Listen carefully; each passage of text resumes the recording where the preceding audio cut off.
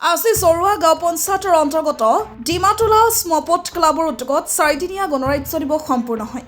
বিভিন্ন বিদ্যালয়ৰ ছাত্ৰ ছাত্ৰীৰ মাজত নানা ধৰণৰ খেল ধেমালিৰ লগতে সাংস্কৃতিক সন্ধিয়াৰ আয়োজন কৰে। আবেলি 3 বজাত মুকলি সভাৰ আয়োজন কৰে। মুকলি সভাত মুখ্য অতিথি হিচাপে উপস্থিত থাকে ৰাইজ দলৰ ৰাজ্যিক সাংগঠনিক সম্পাদক মুছলিমউদ্দিন চৌধুৰী।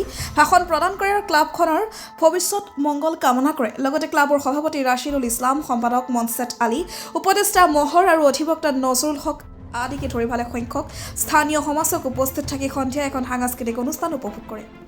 অঞ্চলে যে অবস্থায় বসবাস করতেছি তার জন্য আমি আমার অন্তঃকরণের থেকে দুঃখ প্রকাশ করতেছি। শ্রদ্ধার মুরব্বিয়ান সমাজ, আমি আপনাদেরকে দৃষ্টিগোচর করাইতে চাই, এই 4 দিনিয়া যে খেল ধেমালির অনুষ্ঠান আপনারা পরিচালিত করেছেন, আমার অনেক ছোট ছোট ভাই বোন এই খেলাতে অংশগ্রহণ করে প্রতিযোগিতা করেছেন। আজকে তারা পুরস্কারে পুরস্কৃত হয়েছেন। আপনারা জানেন, মানুষ জীবনে খেল ধেমালি অপরিহার্য প্রয়োজনীয়। আমরা খেল ধেমালি করলে স্বাস্থ্য, মন মগজু আমাদের সুস্থ সবল থাকে। আপনারা জানেন, খেল ধেমালির জড়িয়তে আমরা বহু অগ্রসর হতে পারি। এই দেশের বহু, এই সারা পৃথিবীর বুকে এবং সারা ভারতবর্ষ নয়, আসামের বুকে আপনাদের এই অঞ্চল থেকেও অনেক যোগ্য যোগ্য খেলোয়াড় বের হবে। তারা আসামের বুকে প্রতিযোগিতা করে ভারতবর্ষের নাম উজ্জ্বল করার সাথে সাথে আপনাদের এই ফুলকাটারি অঞ্চলের নাম উজ্জ্বল করবে। আপনারা জানেন, এই একজন হিমা দাস আসামের একজন ছোট বাচ্চা দরিদ্র ঘরের মহিলা ছিলেন।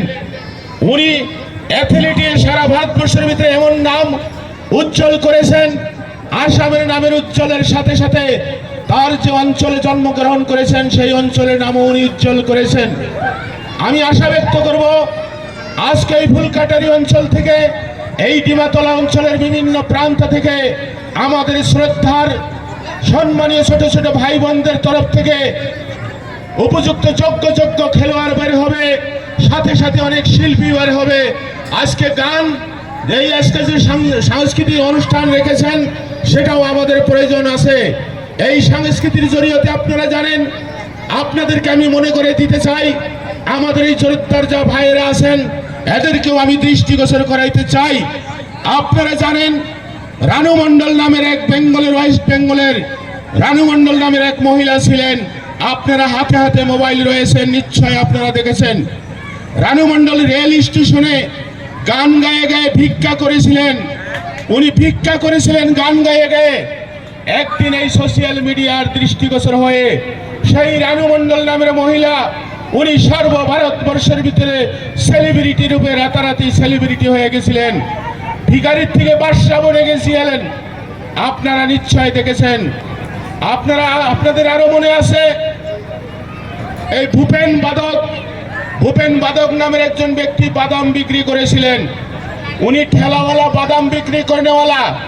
উনি একদিন কাঁচা বাদাম গান গায়ে গায়ে সারা ভারতবর্ষের ভিতরে বিখ্যাত হয়েছিলেন। উনি বাদামালার থেকে রাজা বনে গিয়েছিলেন। আমিও আশা ব্যক্ত করব, আমাদের এই অঞ্চল থেকে সেই রকম ভূপেন বাদক, রানু মণ্ডল, হিমা দাস জন্ম হোক। এই অঞ্চল থেকেও তারা নাম কামাক।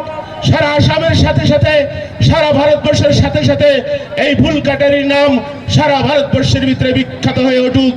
এই দীর্ঘ আশা এবং কামনা আপনাদের সম্মুখে রয়ে গেল।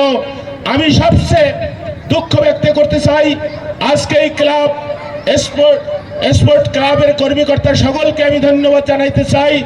এই অঞ্চলের আমার যুব ভাই, আজকে আপনারা বসে থাকবেন না, আপনারা সংগ্রামের পথে অগ্রসর হয়ে আসেন। আপনাদের হাতে দেশের ভবিষ্যৎ, আপনাদের হাতে ফুলকাটারির ভবিষ্যৎ, আপনাদের হাতে আসামের ভবিষ্যৎ রয়েছে। সাথে সাথে দুইটি কথা না বললেই হয় না। আপনারা অনেক নেতা নির্বাচন করেছেন। আপনাদের এই অঞ্চল থেকে বারবার আপনারা আজকের দিনে ওই দুঃখে বসবাস করতেছেন। আপনাদের কোনো রাস্তাঘাট নাই। আমি মোটর সাইকেলে উঠে আসলাম, আমার মনে হয়েছিল আর একটু ঝাঁকি মারলেই আমার কোমর ভেঙে যাবে।